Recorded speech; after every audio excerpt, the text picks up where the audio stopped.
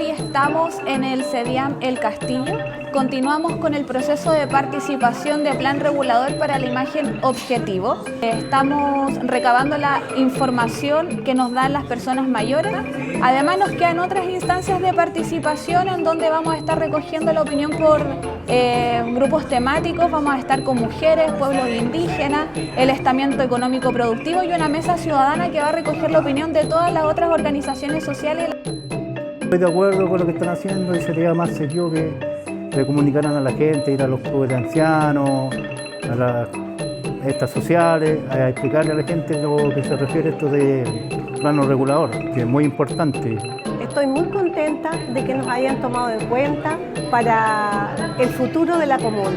Me gustaría que en la comuna surgiera, que hubieran más parques, donde los niños pudiéramos disfrutar, no solo los niños, también los adultos, y que la comuna prospere.